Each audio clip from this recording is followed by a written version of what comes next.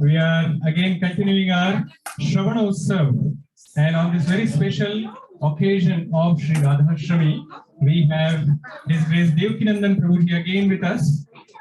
You all have heard from him, and it was such a wonderful lecture. And everyone, actually, after the lecture, they came back to me and they sent me messages that we want to hear from Devakinandan Prabhuji again. So that is why we have invited once again His Grace Devakinandan Prabhuji on the special day of Sri Radhashtami. So let's welcome Prabhuji by loudly chanting the Hare Krishna Mahamantra. And remember, Prabhuji is sitting in Singapore, so we have to actually make sure that he can hear there. Okay, let's try that out. Hare Krishna, Hare Krishna, Krishna Krishna, Hare Rama, Rama Rama, Hare Hare. Hare Krishna. Thank you very much, Prabhuji. Over to you, Prabhuji. Thank you. Amrish Prabhu, if at any point of time you think, there's something wrong with the reception in terms of audio or visual, just stop me. There's no problems. I mean, we are very informal here. Yes. Thank you. Hare Krishna. Okay. So thank you very much for having me over and giving me an opportunity to have all your Sangha again for Radhashtami. It was really a surprise that I could get a chance again to meet all of you so quickly. Very kind of you. And it's so nice that there must be a gathering of devotees there with Ambrish Maharaj Prabhu. And then I see all the other devotees around. But I understand there's some kind of lockdown in New Zealand. So despite all that, somehow you're managing to do this. So that's very nice. So today we'll spend some time, not too long, but some time to try and remember Srimati Radharani. There's so much about Srimati Radharani that we should know. But what I think is very important is to first of all understand Srimati Radharani's feature, who she is, why she's so important to us. It's very important to understand her in the right context. The other interesting thing about Srimati Radharani is that there is only one occasion in Srimad Bhagavatam, one shloka in all Bhagavatam, which even alludes to Srimati Radharani. She appears to be hidden in Srimad Bhagavatam. And there's a reason for that too. But that one verse, that describes her is actually sufficient for us to know everything about her. And the other point I think that's very important is to also hear some sweet pastimes of Srimati Radharani, particularly her appearance, and to also show how closely connected she is to Krishna and how wonderfully, Krishna is devoted to her. Something that is so amazing because the whole world is attracted to Krishna, but Srila Prabhupada says Krishna is attracted to Srimati Radharani. So who is this Srimati Radharani? It's such an amazing point. And maybe the last point that we can share together today will be, what can we learn from Srimati Radharani? I think that is very important for our devotional service. It's so important when we discuss such confidential topics of Srimati Radharani and Krishna, that we should not be in the sky. We should be on the ground. Being in the sky means, that we will be very esoteric about it, but it will lead to more offensive thinking. But being on the ground will be very safe. Srila Prabhupada always kept us on the ground. So we should always also be on the ground. This is very important. I thought it would be nice, just for a minute to sing this very beautiful bhajan from Rupa Goswami, who actually describes Srimati Radharani so nicely. So just bear with me as an invocation that we will chant, Radharani's beautiful shloka. Radhe Jaya Jaya Madhava Dhaite, Radhe Jaya Jaya Madhava Dhaite, Gokula Taruni Mandala Mahite, Gokula Taruni Mandala Mahite, Damodar Rati Vardhana Veshe, Damodar Rati Vardhana Veshe, Harineshkuta Vrinda Vipineshe, Harineshkuta Vrinda da vipineshe, damodhar rati varadhanaveshe, damodhar rati varadhanaveshe, harineshkuta vrinda vipineshe, Radhe Jaya Jaya Radhe, Jaya Jaya Radhe, Jaya Jaya Madhavadhaite, Gokula Taruni Mandalamahite, Vrishabhanu Dhadhi Navasashileke, Vrishabhanu Dhadhi Navasashileke, Lalita Sakhi Guna Ramita Vishake, Lalita Sakhi Guna Ramita Vishake, Vrishabhanu Dhadi Navasashileke, Vrishabhanu Dhadi Navasashileke, Lalita Sakhi Guna Ramita Vishake, Radhe Jaya Jaya Radhe, Jaya Jaya Radhe, Jaya Jaya Madhavadhaite, Gokula Taruni Mandalamahite, Karunam Kurumai Karuna Bharite, Karunam Kurumai Karuna Bharite, Sanaka Sanatana Varani Charite, Sanaka Sanatana Varani Charite, Karunam Kurumai Karuna Bharite, Karunam Kurumai Karuna Bharite, Sanaka Sanatana Varani Charite, Radhe Jaya Jaya Radhe, Jaya Jaya Radhe, Jaya Jaya Madhavadhaite, Gokula Taruni Mandalamahite, Gokula Taruni Mandalamahite. So this is a beautiful bhajan, and this is sung by Rupa Goswami. And in this bhajan, the whole understanding of Srimati Radharani is actually given so nicely. It is stated here, Srila Prabhupada gave a lecture actually on this particular bhajan. And in the lecture, Srila Prabhupada so nicely said that in order to understand Radha and Krishna, we have to understand Radha through Krishna.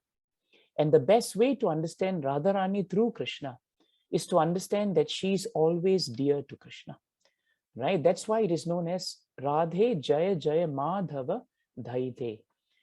Radhe is very, very dear to Krishna. And this is very important point for us to understand. Srila Prabhupada says that Srimati Radharani is the most excellent worshipper of Krishna. That is how in one line, Srila Prabhupada has described Radharani.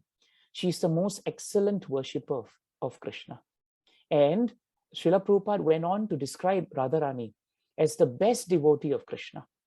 So if we think, that we are good devotees, then the gold standard for us is actually Srimati Radharani. She is the best devotee. And why? Srila Prabhupada says, because she renders pure devotional service to Krishna. And what is the definition of pure devotional service? Ahaituki apratihata. That is the definition of pure devotional service. Savai pumsam paro dharmo, yathor bhakti radoksaje, ahaituki apratihata, yayatma suprasidati. The only way in this world that the Atma, all of us, we all have Atmas, we are Atmas. The only way, Prabhus and Matajis, we can become satisfied, Bhagavatam tells us, is if we render devotional service as the supreme activity in our life. For Srimati Radharani, devotional service to Krishna is the supreme and sole activity of her life. It is her life and it is her soul. This is very important. And how does she perform the devotional service? This is the takeaway for us. She performs it on 2 stands. Ahaituki. In other words, she performs devotional service without any motive. Srimati Radharani's motive is only to please Krishna. If there is any possibility that she can please Krishna, she will do it. The gopis who follow her and who are her best friends, because of Radharani's association, the gopis have the same mood. All they want to do is serve Krishna. That's all. They don't want anything else. That is why the gopis, even in Bhagavatam, you find that in so many prayers they chant, they always say how much they just want to put Krishna in the center. They don't want to put anybody else in the center. For them, Krishna being in the center is enough. That is all. In fact, in Bhagavatam, it is known as Tapta Jivanam. That is what the gopis say. Tapta Jivanam. In other words, Krishna is the life and soul of the devotees. Very important.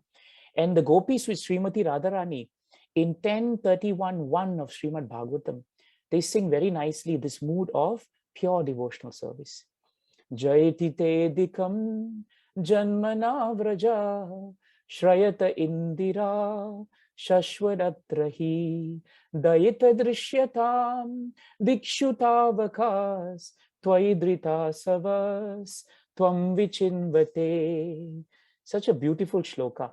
It's the first shloka that they ever chant after they are separated from Krishna. But hear what they say.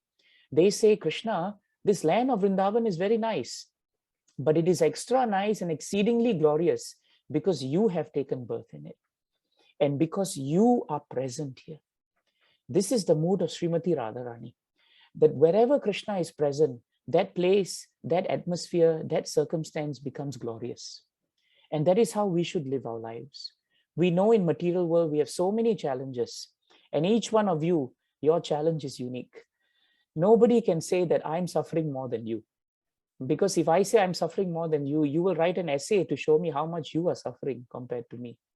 Everyone has their own corners of suffering. But the moment Krishna is in the center, we have full faith that even in that suffering, there is a lesson and Krishna will protect us. That is how Radharani and the gopis live. So that's why they say, even goddess Indira, the goddess of fortune, even she is coming to Vrindavan because you are there. So it is not that goddess of fortune has made Vrindavan glorious or fortunate. As far as Srimati Radharani is concerned, wherever Krishna is, all good fortune is there. And then they say something very important. The gopis say, it is only for your sake, Krishna, that we, your devoted servants, maintain our lives. You know why this is important? The gopis and Srimati Radharani, they consider themselves devoted servants of the Lord. So even though they are in conjugal rasa, even though very often we only think of the gopis as being in that high rasa, even in that conjugal rasa of being with Krishna, they still consider themselves devoted servants. This is the point that our founder Acharya Srila Prabhupada picked up on. And this is something that is unique. In our Sampradaya, even though conjugal love and topmost love is the love that the gopis have for Krishna and Radharani have for Krishna, but their mood even within that rasa is actually that they are always devoted servants of Krishna. This is a very important point. And how do they end that shloka? They say, Krishna, somehow or another, please, we are searching everywhere for you, but somehow or another, please show yourself to us. And this is the second mood of devotional service that's very important. The gopis never claim, we have Krishna. The gopis never claim, Krishna is here with us. The gopis always say, where is Krishna? And that's what Srila Prabhupada told us to worship Radharani also. If we want to learn from Radharani, we must learn to worship Krishna in the mood of separation. The moment we think we have Krishna, what will happen is end of business, end of devotional service. We will think, I've arrived. But when we're always hankering for Krishna, where is Krishna? Where is Krishna? When every day we wait for the association of devotees, where are the devotees? Where are the devotees? That mood will always keep us in devotional service. This is a very important point. So you see, all this is coming from Radhe Jaya Jaya Madhava Daiti. That's it. In one line of Rupa Goswami, right? Everything about Radharani and how important she is to us is given. Who can give us this wonderful knowledge? Only Srila Prabhupada has given us this. So now Srila Prabhupada goes on to say that in the nectar of instruction, I think it is verse 11, the greatness of Radha is given. In that line, the first line is Krishna Syoche Pranaya Vasati Preyashi Bhyopi Radha. That line in Nectar of Instruction, text 11, is the instructive line for us, because it is stated very nicely, of all the great objects which are favorable and delightful, and of all the great gopis in Vrajabhumi, it is Srimati Radharani who is the most treasured object of Krishna's love.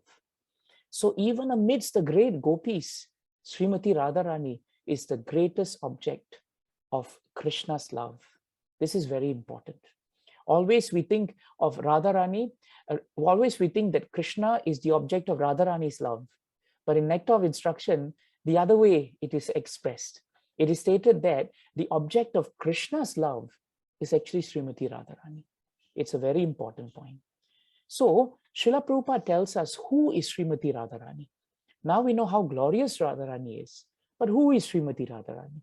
And Prabhupada tells us that in order to understand Srimati Radharani, you have to understand that Krishna has a variety of energies. He has multiple manifestations of energies. They are known in the Vedic truth as Parasya Shaktir Vividhaiva Shruyate. He has so many energies. But despite having all these energies, Krishna is not very busy. Prabhupada writes actually and speaks that Krishna is not busy. In fact, na tasya karyam karanam cha vidyate. Even though Krishna is the reason for everything, actually he does nothing personally. Nothing. Prabhupada speaks in a Radhashtami lecture where you will find, he says, actually Krishna in Vrindavan, what is he doing? He's always spending time with the devotees. He's always in sadhu sangha actually, if you think about it. Prabhupada says, some people say that Krishna is very busy killing demons. But Prabhupada says it's the Vasudev feature of Krishna that actually kills demons. The actual Krishnastu Swayam Bhagavan, he doesn't have time to kill demons. He leaves that to his Vasudev feature. And Prabhupada says that actually when he is Krishna, the original form of Krishna, he's just spending time with wonderful devotees in sadhu sangha. And of all the devotees that he spends time with, the devotees that he always hankers to spend time with are the gopis. And of all the gopis, he only wants to spend time chiefly with Srimati Radharani. The gopis are already so exalted. Vrindavan Dham is already so exalted. In fact, remember we did the prayers of Brahma? I think we did it together, right? And in one of the prayers of Brahma, I think it's 10:14:34 of Srimad Bhagavatam, 10:14:34. Brahmaji says something very astonishing.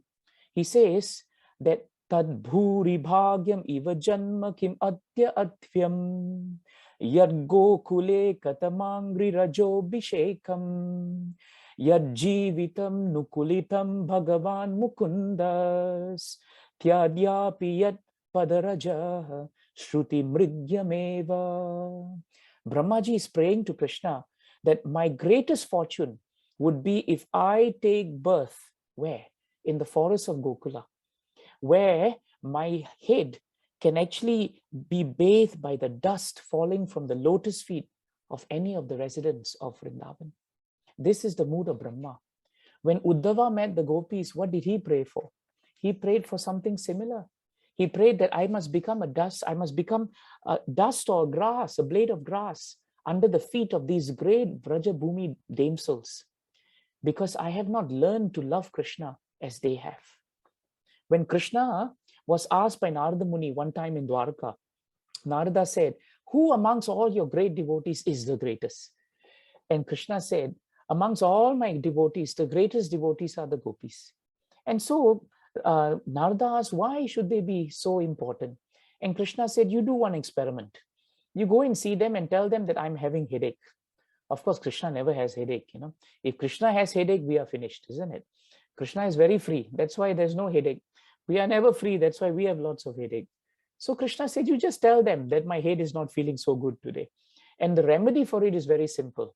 dust of the lotus feet of devotees, not paracetamol, not Panadol, no, just dust of the lotus feet of the devotees. So, all right, Narada went to everyone. All the devotees were praying that Krishna recovers, but dust they did not want to give. Because they said, if we give dust of lotus of our feet, which is not lotus, and we put it on Krishna's head, we will go to hell. Why do we want to go to hell? So they didn't want to. And so finally Narada came to Vrajabhumi, and there he met the gopis with Srimati Radha. And the moment he asked them, he told them first that Krishna has transcendental headache. And the gopis started swooning. Srimati Radharani immediately asked, what can we do to serve Krishna? And he said, just give us the dust of your lotus feet. And the gopis started dusting their feet like anything. Srimati Radharani, Lalita, Vishaka, they took bags and they started stomping as much as possible around the ground so that they could get as much dust as possible. And Narada was thinking, everybody doesn't want to give. Here there is no abundance of giving. And so he said, aren't you afraid you're going to go to hell? And Srimati Radharani and the gopis, they said something beautiful. They said that if Krishna is not feeling well, that is hell for us. If Krishna is not feeling good, that is hell for us. If Krishna is feeling very happy, that is a heavenly place for us. So it doesn't matter where we are, but it matters how Krishna is feeling. That is ahaituki apratihata. That is pure devotional service. So it's such a beautiful mood. That's why the gopis sing, Tava katha amritam, tapta jivanam, kavibiriditam, kalmasapaham, shravana mangalam, shrimadatatam, bhuvi granantiye, bhuride janaha, atitiyad bhavan, ahnikananam, truti yugayate, tvam apashyatam, kutila kuntalam, shri mukham chate, jada udikshitam, pakshma kridrisham. These two beautiful shlokas, from Gopi Geet are so beautiful. Sometimes I feel the whole class we should just chant verses and say Haribol, because it's so nice, nothing else. What can we say about Krishna? But the gopis say so nicely that Krishna, anytime there is some amrit which is coming from your katha, that is our tapta jivanam. That is the mood of Srimati Radharani. That all she wants is always that Krishna should be happy. And this is something very important for devotees. Srila Prabhupada lived for our happiness. Think about it. He gave his whole life so that all of us who take up Krishna consciousness can be happy. And that is exactly what Srimati Radharani has done. In all her service to Krishna, she is only driven by one point. What can I do in such a way that Krishna is happy? That is why the mood of Radharani is so special. That is what Srila Prabhupada says. So Prabhupada says Krishna has so much energy, but Krishna has nothing to do except take sadhu sangha of all the devotees. But Krishna is always in the enjoying mood. This is very important. If Krishna was not in the enjoying mood, we would never have taken up Krishna consciousness. Why? Because Krishna will not be smiling every day, isn't it? Think about it. Every time you see the deity of Krishna, he's always smiling. Everybody else sometimes can be morose, but Krishna is always smiling. Why? Because the nature of Krishna is Satchit Ananda. He's Anand. He's always deriving pleasure. And of all his energies, the most cherished energy is known as Ladini Sakti. Ladini Sakti is that energy of Krishna that gives pleasure to Krishna. And when Krishna wanted to know what is this great pleasure that I'm deriving from, and what is the great pleasure that devotees who worship me are deriving from, that Shakti that he manifests, that Ladini potency, is Srimati Radharani. This is very important point. That is the meaning of Srimati Radharani. So Radharani is actually the symbol, right, of the enjoying potency of Krishna. In one lecture, His Holiness Jai Advaita Maharaj, he said this very nice point. He said, everyone naturally wants to enjoy. That is true. Yet, one interesting thing you will notice, and this Srila Prabhupada says in his Radhashtami lecture also, he says that nobody wants to enjoy alone. Have you thought about it? That's why you're all here today. That is why there are at least 33 participants on Zoom and many more who are seated there. Nobody wants to enjoy alone. Whenever you sit alone, you find you can't enjoy so well, unless, of course, the person next to you is a great source of trouble, then better become yogi. But if not, then you'll find that you always want to enjoy with everyone. That's why devotees were dancing. I was seeing such ecstatic kirtan. You're all dancing. You're all happy together. And this is not coming from us. This is coming from Krishna. Krishna himself loves to be together. That's why you never see Krishna alone. Never see Krishna alone. So this is a very important point. So therefore, we want to enjoy because that enjoyment is coming from Krishna. It's coming from Krishna. And that's why it's so important for us to be connected to Krishna. The moment we find a connection to Krishna, then only our happiness begins. Krishna declares this, isn't it, in 266 of Bhagavad Gita. Nasti buddhira yuktasya, na cha yuktasya bhavana, na cha bhavayata shantir, ashantasya kutas sukham.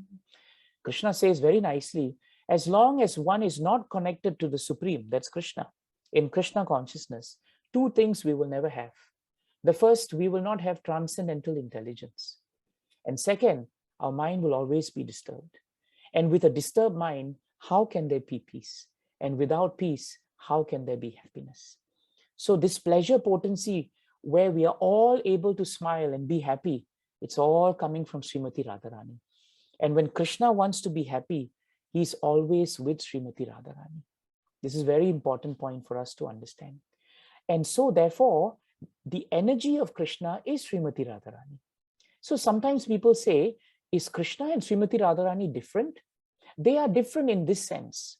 If Krishna is fire, Radharani is heat. If Krishna is the sun, Radharani is sunshine. That is how Prabhupada describes her. Prabhupada says, if Krishna is fire, Krishna is the energetic. From the energetic only comes the energy.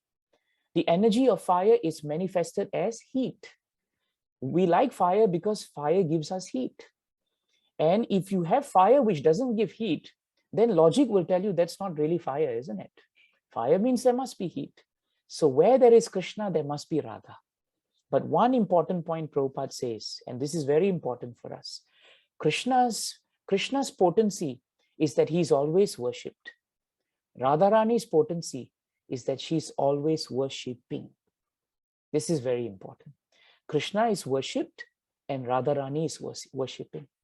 That is what she is teaching us, is our relationship with Krishna. Very important. So Srimati Radharani represents the enjoying potency that comes and that is activated only when we are together with Krishna and when we are together with the devotees of Krishna. So this is another take home for us of the significance of Radharani. Do you realize that even though Radharani wanted to spend so much time with Krishna, actually they were hardly alone. They were always with the gopis. The gopis were always serving Radharani and Krishna. It was a big party all the time, a transcendental party. And that's why you're all together. And this is very important for us to remember in Bhagavatam particularly. If you want to know the importance of Sadhu Sangha that Radharani gives us, please remember the 4th canto, 9th chapter, 11th verse. 4, 9, 11 of Srimad Bhagavatam. This is a prayer from Dhruva Maharaj, but it's a very important prayer for us. Bhaktim muhu pravahatam tvayime prasango bhuyat ananta mahatam amalashayanam ye jansha sholbanam uru vyasanam bhavadbhi neshe bhavad gunakatha mritapana. What does Dhruva Maharaj pray? Dhruva Maharaj wanted to become the greatest king there ever was. He wanted to be a ruler greater than his father. But when he took up sincere devotional service, his heart melted. And by the time he saw Krishna in front of him, what was his prayer? His prayer was, "O unlimited Lord, bless me so that I may associate with great devotees who engage in your transcendental loving service constantly." This is a beautiful prayer for Sravan Utsav. This is a prayer that we should keep enshrined in our heart. Our prayer to Krishna and Srimati Radharani. Radharani and Krishna, bless us so that we may always associate with all the great devotees in this congregation, because they are always engaging in transcendental loving service constantly, as the waves of a river constantly flow. Such transcendental devotees, they are special because they are situated in a transcendental stage of life. And Dhruva Maharaj says, by that process of devotional service, I will surely be able to cross over this terrible ocean of material existence. And he says, it will be very easy for me. Why? Because I'm becoming mad to hear about your pastimes because of the association of devotees. So that's why Prabhupada was saying in that lecture, in Radhashtami lecture, he says, supposing I was alone and none of you are in front of me, I will not feel happy, Prabhupada said. Imagine, Srila Prabhupada is saying that. He says, if I'm alone and giving katha, I am not very happy. But because you all are all there, I am very happy. And all the devotees say, Jai Srila Prabhupada. This is Radharani's mercy. This is the pleasure potency of Srimati Radharani. So now you know, she is that important heat that defines fire. So now that we understand that, it's another important point for us to understand. And that is, how does Srimati Radharani, how is she received by us? How should we receive her? We should receive her in the same way Srimad Bhagavatam has received her. This is very important. Why Srimad Bhagavatam? Because Srimad Bhagavatam is Amala Puran. Srimad Bhagavatam is the topmost transcendental literature. And because in Srimad Bhagavatam, everything about Krishna and Krishna consciousness is contained. Dharma projita kaitava atra paramo nirmat saranam satam vedyam vastava atra vastu shivadam tapatrayan mulanam Srimad Bhagavate Mahamuni Krite Kimva Paraishwaraha. This one line, Kimva Paraishwaraha. What need is there for any other transcendental literature except Srimad Bhagavatam? So this is how we must understand Srimati Radharani. In the 10th canto, 30th chapter, a glimpse of her glory and her special place in Krishna's heart is given. When Krishna suddenly disappeared, when he was performing his rasa dance with the gopis, what happened? The gopis' minds were fully absorbed in thoughts of him, and they began looking for him in various places. You remember? They looked in the forests everywhere, and they could not find him. But while going deeper and deeper into the forest, something happened. The gopis suddenly saw Krishna's lotus feet, footprints. They saw his footprints. And when they saw his footprints, they realized that his footprints was mixed with another gopi's footprints. In the exact translation, it's stated as another gopi. There's a mystery, yeah? The gopi is not named, but it's another gopi's footprints. How beautiful Bhagavatam approaches Radharani. And then after saying that, the gopis went deeper. They looked and looked, and then they found that definitely this gopi whose feet is mixed in the footprint of Krishna, she must be pleasing him and worshipping him with unusual excellence. That is why Krishna is there actually. She has become so privileged that Krishna is actually with her now. Then further along the path, the gopis came to a place where they no longer saw this gopi's footprint. Suddenly it disappeared. And they only realized then that only Krishna's footprint was there. And now they realize that this wonderful Krishna is carrying this gopi on his shoulder. That's why the footprints disappeared. Otherwise, she couldn't have flown somewhere, isn't it? He was carrying her now on his shoulders. And again, the gopis thought, how wonderful this gopi must be. Then now Krishna is carrying her on the shoulder. And then after a little while, they realized there's a change again. Krishna's lotus feet are no longer flat. Only his toes, are touching. And it is near a beautiful rose tree, rose plant. And now the gopis realize, now what is happening? This boy, Krishna, he's carrying the gopi on the shoulder and he's tiptoeing so that he can get beautiful flowers to put garlands and flowers into her hair. How amazing this wonderful gopi must be. And even till now, we don't know who the gopi is. Of course, we all know, that's why we're smiling, isn't it? But Bhagavatam doesn't say it. Shukadev Goswami doesn't want to say it. That's why before all the movies came up with suspense, in Bhagavatam, there's plenty of transcendental suspense. It is not a material concept. It is a transcendental concept. Bhagavatam has everything. And so at that point of time, Radharani, is not described, but we can understand how great she must be. And so because of the special attention that she received from Krishna, that gopi who was with Krishna, Bhagavatam tells us, began to consider herself the most fortunate of women. She didn't have to walk, he carried her. Then he picked up flowers and put it for her. And at that moment when this gopi began to think how fortunate she is, Krishna disappeared. Krishna disappeared even from that gopi. And so what did she do? She was alone now, right? So what is the potency of Krishna? Krishna doesn't like to be alone. So devotees also don't like to be alone. And that gopi quickly came out in the forest to see for Krishna. And she found all her other friends gopis. And together they all looked for Krishna. Such a beautiful, simple and sweet pastime. Now in that pastime, there is a verse, the 10th canto, 30th chapter, 28th verse.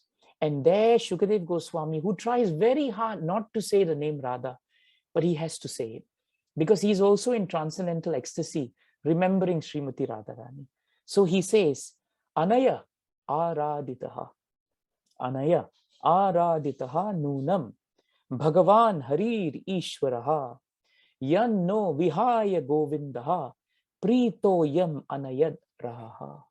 So it's a very important verse. And the meaning is very nice. In there it is stated, certainly this particular gopi has perfectly worshipped the all-powerful personality of Godhead, Govinda, since he was so pleased with her that he abandoned the rest of us and brought her to a secluded place.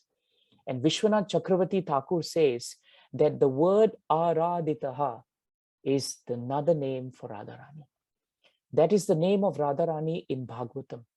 And do you know what it means? It has two very important nuances to it. The first word-to-word synonym is perfectly worshipping. So Radharani perfectly worships Krishna.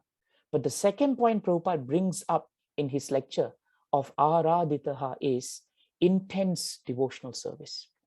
This is very important. Sometimes we think why we don't have taste in Krishna consciousness. So many years we are chanting, so many years we are reading. Why is it that we still don't have that taste? Why is it that when Mangalarti comes, we don't jump out of our beds, but we drag ourselves out of bed? Why is it that when we have finished chanting 16 rounds, we say, finally, I finished? Why don't we say, let me chant some more? The only time we are enthusiastic normally is when prasadam is in front of us, but that's okay. Apart from that, it's very difficult sometimes in devotional service. The reason for that is intense devotional service. The more quality we have in our devotional service, the more intense our devotional service will be. So this is a very important point that we must not forget. This intense devotional service that Srimati Radharani gives, that is the reason, Prabhu Mataji's, why Krishna is completely attracted to her. That is why Bhagavatam tells us, in Nectar of Devotion, Krishna is described as Madana Mohana. Even the most beautiful Cupid pales in comparison and becomes attracted to the beauty of Krishna. The whole world is running after the beauty of Krishna actually. But Radharani is Madana Mohana Mohini. She is Madana Mohana Mohini. Therefore, she is so attractive that even Krishna in her presence can become completely distracted by her. Completely distracted. And this is very nice. In some pastimes, if you go to Vrindavan, there's a very nice pastime that's given of Srimati Radharani. One time, Krishna was in a playful mood. So what happened was the gopis were trying to look for him and he went to hide behind one of the trees. So they were in separation from him, looking for him. And at that point of time, what happened was Krishna decided, let me come out in the form of Mahavishnu. And so coming out of the bush, Krishna appeared in the form of Mahavishnu in all raw awe and reverence. When the gopis suddenly saw the four-armed form of Narayana, what did they do? Instead of seeing Krishna, they saw Narayana. So what happened? They lost interest. They thought, no, we are not very interested in Narayana. But then they thought, since Narayana is here, why not use that as an opportunity? So they all went to Narayana and they prayed. And they said, please bestow upon us the benediction that somehow or another we must have eternal association of Krishna. That's it. Everybody turns to Lord Narayana very often, because of his awe and reverence. But the gopis were not interested in that. They were not even dazzled by Narayana. They made their prayer and they left because they said Krishna is not there. However, as they were leaving, the Shastras tell us, as they tried to leave, Srimati Radharani was passing by Mahavishnu, who is Krishna. The moment Krishna took darshan of Srimati Radharani, he had a hard time maintaining his disguise as Mahavishnu. He could not. He kept transforming back to his two form of Krishna and then quickly transforming back to his forearm of Vishnu. He became what we would call in English befuddled. Befuddled means I can't control myself. And the reason he could not was because Srimati Radharani's love for him is so great that Krishna becomes completely attracted to her.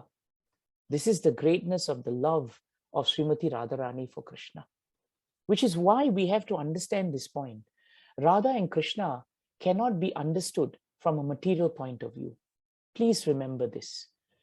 The moment we try to see Srimati Radharani and Krishna from a mundane point of view, we will see them in the same material lenses that we see this world. That's why sometimes people look at Radha and Krishna pictures and they say, who's that girl next to Krishna? And they think that there is a boyfriend-girlfriend relationship. So that's because we are seeing Krishna and devotional service from a material lens. But we should understand one thing that Bhagavatam tells us, and this is given very nicely to us in 6.4.29 of Srimad Bhagavatam. So every time we look at Srimati Radharani and Krishna, always chant this shloka. It will help us very much. Yadya niruktam vachasa nirupitam diyakshabirva manasotayasya ma bhut swarupam gunarupam hitata savai gunapaya visharga lakshanaha. And Daksha is praying to Krishna. And he says, Krishna, the Supreme Personality of Godhead, 4 things have nothing to do with you. Very nice point. 4 things which are related to our sharir have nothing to do with Krishna. The first is anything that you try to express by material vibrations. Anything that you try to express about Krishna through material vibrations. In other words, you see Krishna from a mundane lens, has nothing to do with Krishna. Anything that you try to ascertain by material intelligence without Shastra has nothing to do with Krishna. Third point, anything that you experience by material senses has nothing to do with Krishna. And anything that you concoct within this material mind has nothing to do with the real nature of Krishna. That is why we must always be guided by the respect that Shukadev Goswami gives to Srimati Radharani. And that is how Srimati Radharani is glorified in Bhagavatam. He does not even address her as Radharani. He addresses the great quality of her.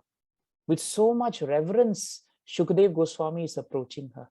How much more reverence we must have for Srimati Radharani. It's very important.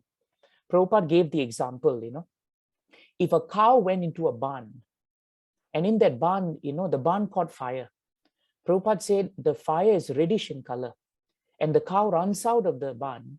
Then wherever the cow sees red, right, the cow will think there is fire. You see the point? Second point Prabhupada gave. He gave a very humorous story. One sadhu was sitting down and speaking on Bhagavatam, and this sadhu had long beard and long hair. I think that's why he wants us always to have, shave and not have beard, because of this story. Because there the sadhu had long beard. And when the sadhu was finishing his class on Bhagavatam, he noticed in the audience one elderly lady was having tears coming from her eyes. So sadhu thought, this devotee must be really, very advanced devotee. Tears are coming from her eyes while I speak of Bhagavatam. I'm not crying, but she's crying. So after Bhagavatam, he goes to her and he says, my dear Mata, you must be a very great devotee of the Lord. Please tell us, why you are crying. What is your mood? What were you thinking of as you were actually listening to Bhagavatam? And she said, my dear sir, actually, I was not thinking of Bhagavatam when you were speaking Bhagavatam, but I saw your beard. And I used to have a pet goat, a goat. And my pet goat had a beard which was just like yours, actually. It looked exactly like yours. And my poor pet goat died yesterday. And I'm missing my pet goat very much. And when I sat down for the Bhagavatam and I saw your beard, it reminded me of my pet goat, and therefore I'm crying. And Prabhupada used this story to tell us that this is how we want to see the affairs, the loving transcendental relationship of Radha and Krishna. We will see things with our lenses.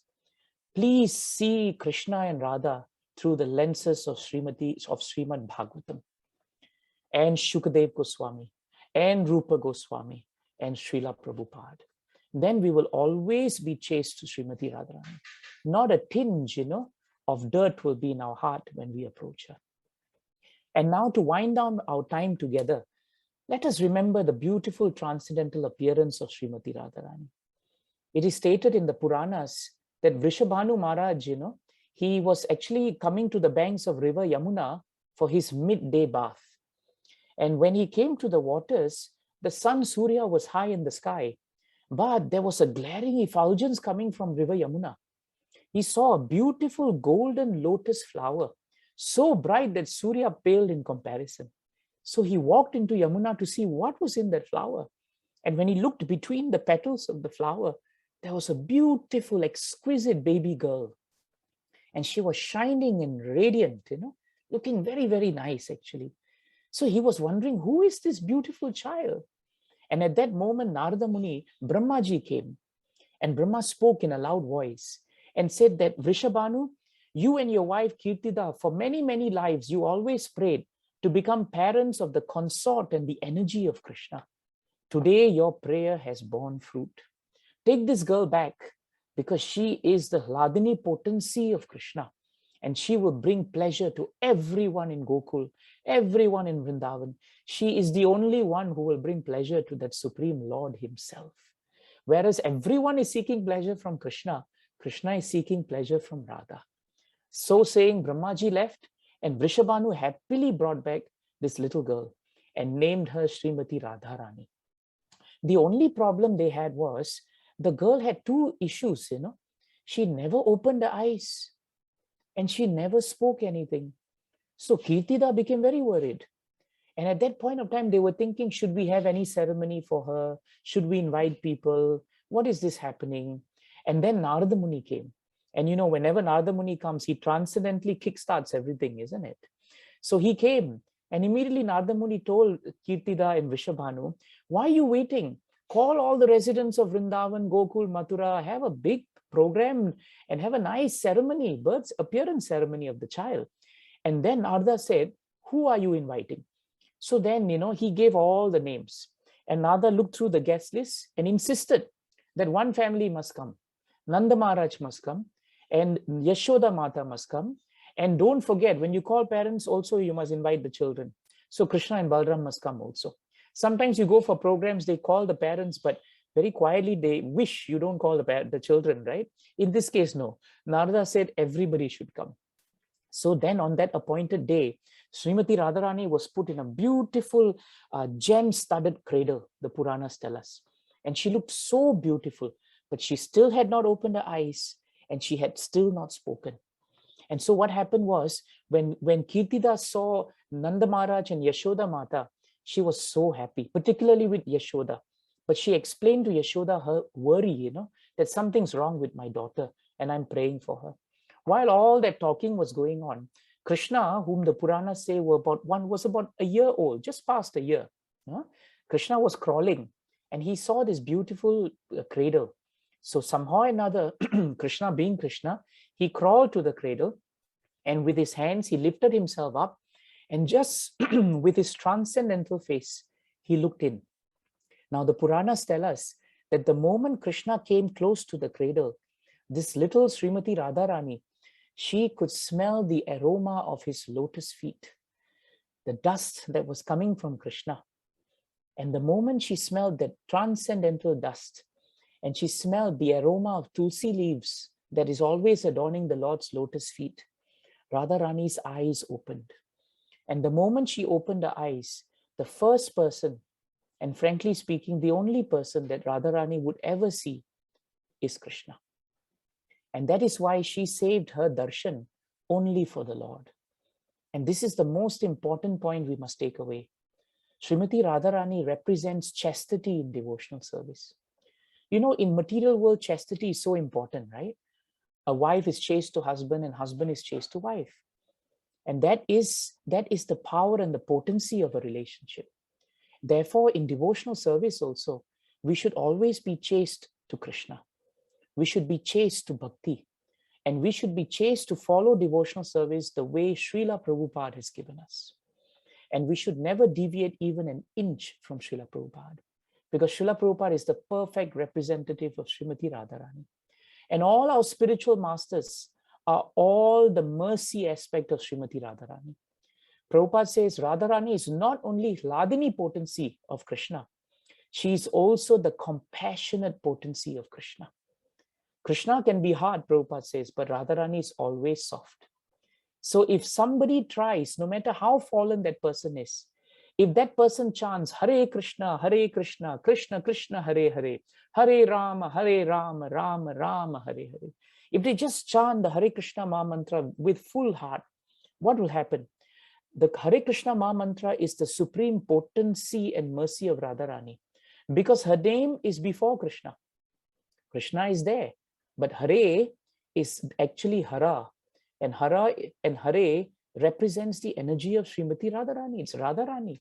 So we are chanting Radharani's name before Krishna's name. Very often devotees forget that. They say Hare Krishna, but what about the Hare?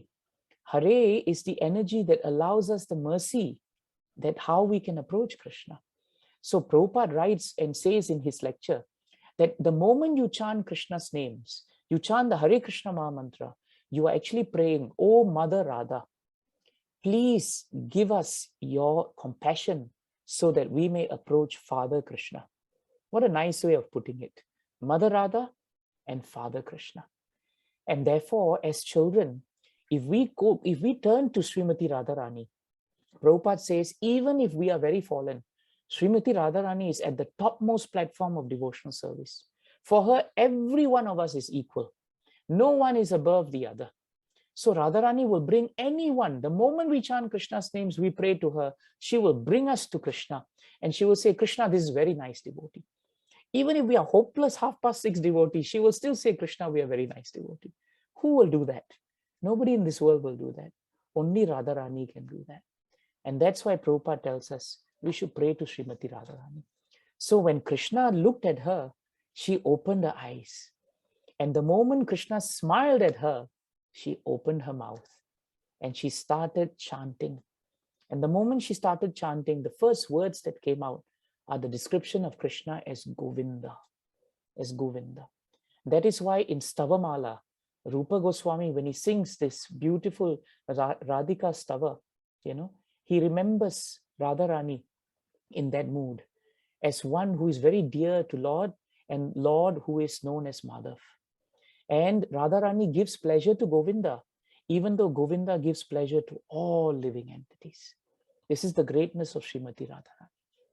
So this is a beautiful pastime that we can remember of Srimati Radharani. Now, one last point that we should come to the conclusion. And this conclusion is, what can we learn from Srimati Radharani? This is something very important. One of the great things we should learn is that devotional service must be ahaituki. We should not have any motive when we come for the programs, except to please Krishna, except to please Srimati Radharani and serve the devotees. If we come to the program with any other motive, then whatever happens, right, we will never be fully suprasidati. We will not be fully satisfied. And then what happens is we blame the program, we blame devotees, we blame everything and everyone except ourselves. But we don't realize that we have not inspected our own motive. So the more cleaner our motive is, the closer we are to Radharani. Second point to take away is this very important point. Srimati Radharani did not have any material qualification. Nectar of Devotion says she was not educated. She didn't have BSc, MSc, LLB, nothing like that. Never went to university, never went to school for garlanding and anything, but she's expert. She's an expert dancer. She's expert at arranging all services for Krishna. She's expert at fulfilling all the desires of Krishna. That's why she's known as Sarvakanti. She's known as Krishnamai, because from Krishna only, from her only, Krishna is deriving all his attraction. She is known as Parama Devata because she is a supreme goddess and she's worshipable to everyone. She is the full power and Krishna is the possessor of the full power. This is a very important point. And therefore, material qualification is not necessary for devotional service. This is very nicely stated by who? Hanumanji, actually, in the 5th canto of Bhagavatam.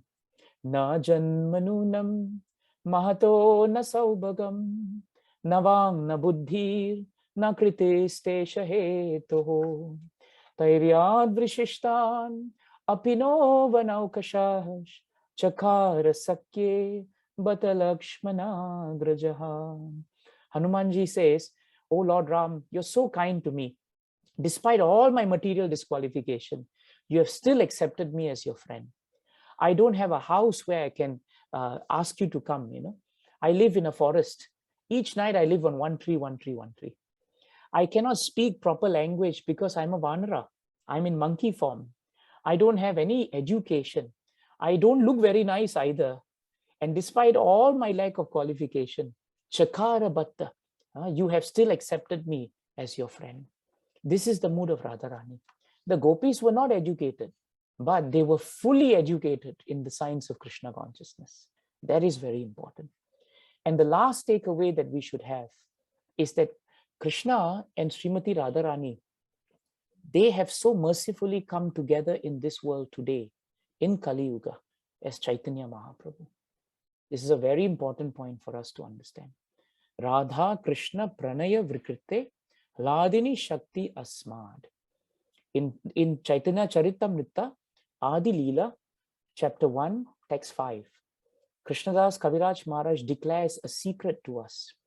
He says that Srimati Radharani and her loving devotional service to Krishna, they are always a transcendental manifestation in the spiritual sky.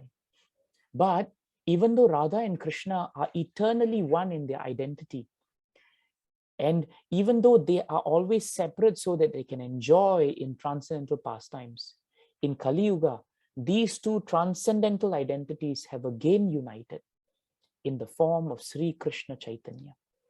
And therefore, when we pray for the mercy of Sri Chaitanya Mahaprabhu, we are actually praying for the mercy of Srimati Radharani. This is a very important point. And so let's end by listening, by just quoting what Srila Prabhupada says when he ends his lecture. He says so nicely in this way. Everything begins with our tongue, Prabhupada says. If you begin service with your tongue, how? Chant Hare Krishna. The tongue has only got two business, Prabhupada says, to articulate sound and to take prasadam. By this process, you will get Srimati Radharani's mercy. Why? Because Hare is there, and all prasadam that you offer, Radharani being the expert transcendental arranger of Krishna's prasad, whatever prasad, bhoga we offer, she adjusts everything to make sure it comes out right. So in both ways, by actually using your tongue, she is giving us mercy. And one last point, don't be in a hurry to see Krishna, Prabhupada says. You cannot see Krishna with material eyes. You cannot hear about him with material ears. You cannot touch him with material touch. Engage your tongue and chant Hare before Krishna. And just like Radharani was always in separation from Krishna, let us always work in such a way that Krishna will see us, not that we want to see Krishna. Jai Srimati Radharani ki. All the assembled Vaishnavas ki. All glories to Srila Prabhupada, our founder Acharya. All glories to Sriman Chaitanya Mahaprabhu, the emblem of Srimati Radharani. And all glories to this most wonderful occasion. And all glories to that great transcendental scripture of Srimad Bhagavatam. Hare Krishna. Thank you very much, Prabhus and Matajis. Happy Radhashtami.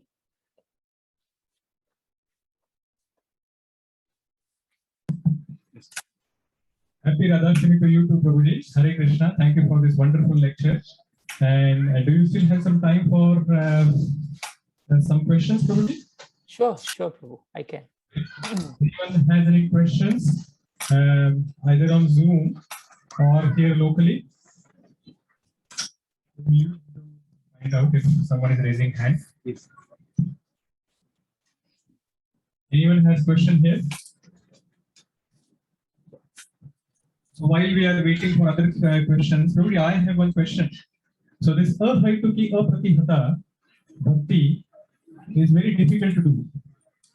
So from where we are currently at this point in time in our devotional service, how can we actually go towards ahaituki apratihata bhakti? So we know that you mentioned that we have to chant, and in the previous lecture as well we were talking about doing service. But is there anything else that we have to do so that from wherever we are, we can reach that stage of ahaituki apratihata bhakti? Very nice point, Prabhu. I think the most important way in which we can actually progress towards that stage of ahaituki apratihata is a change in our attitude. That is the most important ingredient for the success of devotional service. In the preface to Nectar of Instruction, Srila Prabhupada writes a very amazing sentence. He says that the success of a devotee in devotional service depends very much on his attitude. So attitude is an internal thing. It is a reflection. And one way to change our attitude is that every time we are ready to come and do service, to be with the devotees, we should just pause for a few moments before we come into a program to really examine our heart and to pray to Srimati Radharani to please give us the strength so that when we come and participate in the program, we should participate to please the devotees. We should never become a source of disturbance to others. We should become a source of pleasure and inspiration to others. We may not be able to execute it because our hearts may have anarthas and unwanted desires, but Krishna is Bhava Grahi Janardana. That means he is the one, who extracts nectar even from a stalk of poison. And Krishna only sees the essence of our devotional mentality. He is not very interested in the result, but he sees our heart. Bali Maharaj in the 8th canto of Bhagavatam, when he was bound, after he could not fulfill his promise of giving 3 steps to Vamandev, what happened? He wanted to pay obeisances to Vamandev when he came before him. But he could not pay obeisances because he was bound and because he was in a very awkward situation. But he paid obeisances in his heart and in his mind. And Bhagavatam tells us that when he did that, the Lord accepted his obeisances as if he had paid obeisances. And in that purport, Amrish Prabhu, Prabhupada writes, the Lord accepted it because he is Bhava Grahi Janardana. He is ready to ignore many things. If Putana, who came and pretended to be a gopi, could actually get the benediction of becoming Datri or nurse from Krishna, then how much more when we are trying to be sincere? Krishna will definitely be happy. I remember my Guru Maharaj telling me, when I was young and I started reading Prabhupada's books, I was initially attracted more to how the books looked rather than the content. When you're 13, 14 years old and a book really looks nice, I liked books. When I saw the way these books were made, I thought, wow, this is very nice. So I would carry Bhagavad Gita in my bag, but I would hardly read it actually. So then one day I confessed to my Guru Maharaj, I like the look of the book rather than reading. Maharaj said, don't worry. Even if you're pretending to read, but you like the book, one day Krishna will cheat you and you will end up reading the book and it'll happen anyway. And it happened. So this is the mercy of Krishna and Radharani, but it comes with a little bit of attitude change. I hope that's useful, Amrish Prabhu. Yeah. Thank you very much, Prabhuji. That was a very wonderful answer and very practical as well, that each one of us, and especially I can implement in my life, to go towards at least a step by step towards that ahaituki apratihata bhakti. Thank you very much. Sudharma Mataji has a question. Okay, Sudharma Mataji, please go ahead. Hare Krishna, Prabhuji. Dandavat Pranam. Thanks for the very nice, very beautiful lecture about Radha Rani. Prabhuji, my question is, why is the reason why Radharani's name is specifically not mentioned by Shukadeva Goswami in Bhagavatam? Because nice it gives a lot of, contemplation by many people. So if he had actually voiced her name, it would have been very easy to, Yeah, actually, you're right. You're right. That is also a question that I ask also. But I think the answer is given in the purport of the verse I quoted, Mataji. In the purport, Prabhupada actually the disciples of Prabhupada who wrote those purports, they quote Vishwanath Chakravarti Thakur. They quote him to say that actually Shukadeva Goswami, was actually having very little time with Parikshit Maharaj. If he had actually mentioned and stated the name of Srimati Radharani, being a pure devotee who's eternally engaged in the pastimes of Sri Radha and Krishna, he would have become so ecstatic in remembrance of Srimati Radharani that he would not complete Srimad Bhagavatam. And the king had very little time. So instead of looking out for his own pleasure, he decided better I serve the king by finishing Bhagavatam. And that is why he just quoted, he just touched the surface and mentioned her as Araditaha. And even when he mentions her as Araditaha, Vishwanath Chakravarti Thakur says, all the acharyas, they have picked it up because you can't hide Srimati Radharani.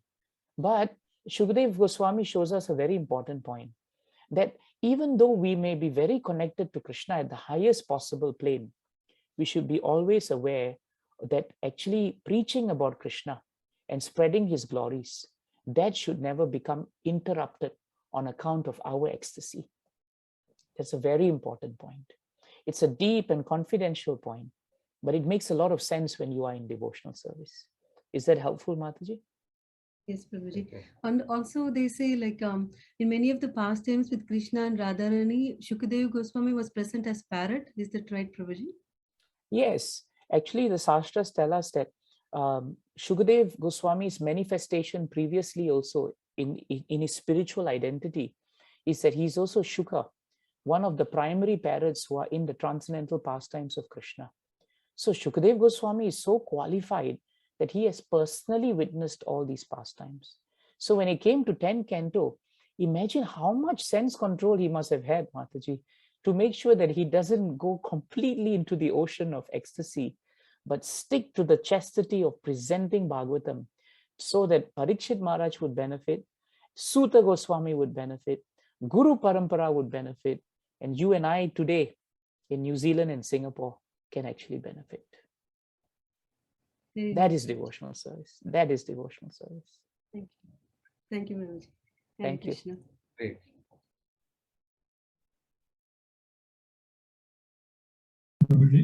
Let us Unmuted. I'm unmuted now. Thank you very much, Devakinandan Prabhuji.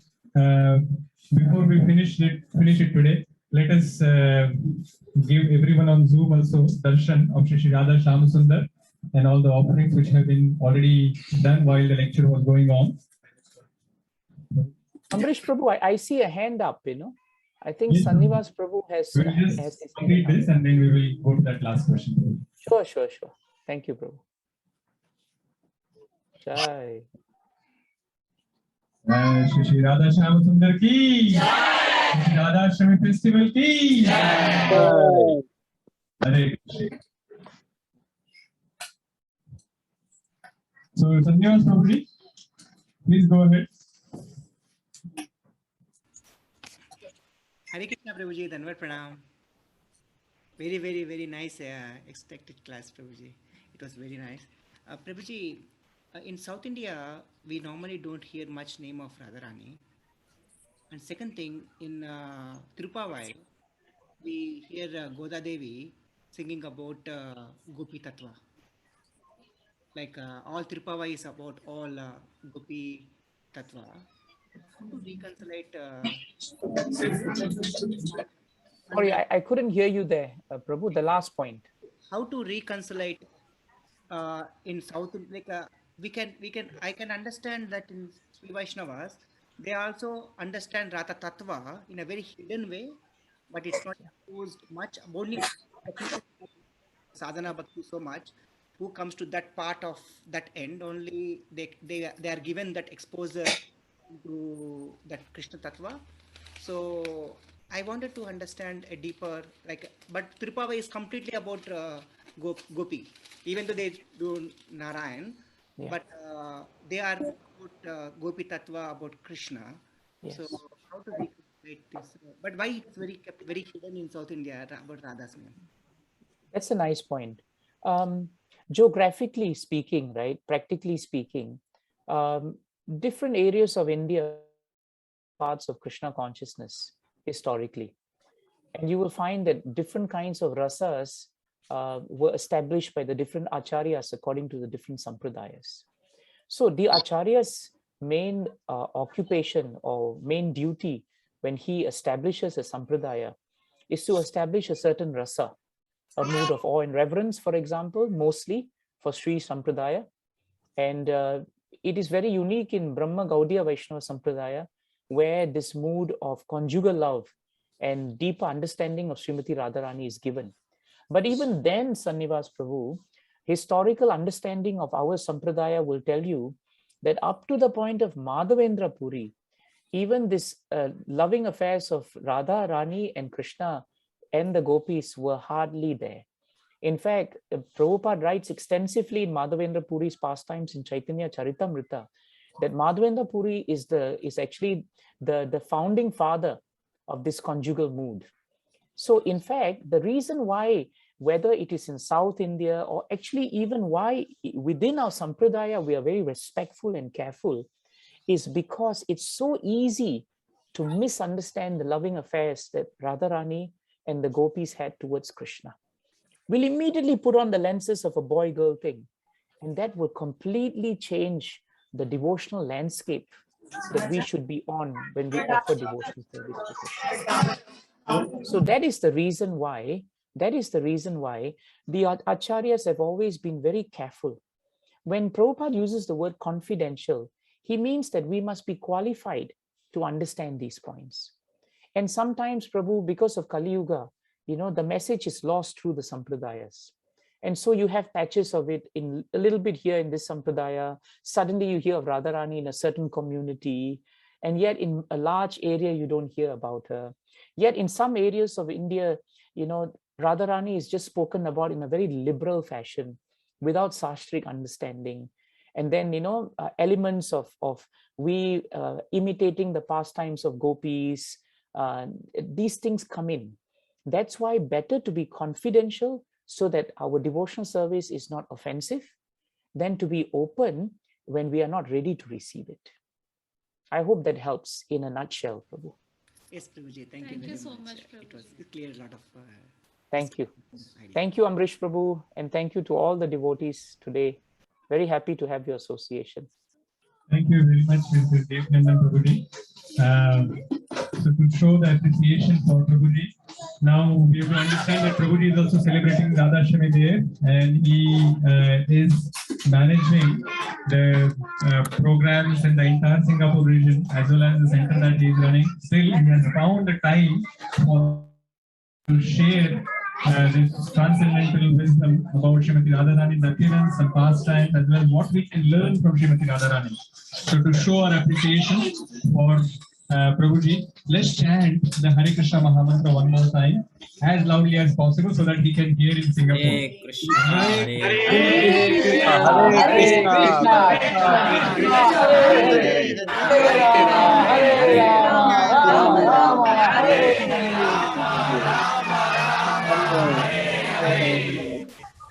I heard it. Very well. Hare Krishna. We'll be in touch, Amrish Prabhu. Thank you very much. Hare Krishna. Hare Krishna. This is not the last lecture that we are hearing from you. We want to hear many more from you. Hare Krishna. Very kind. Take care. Hare Krishna. With your permission, I take leave now. Hare Krishna. Prabhuji, you give me an order and we will organize. Hare Krishna. Thank you. Hare Krishna.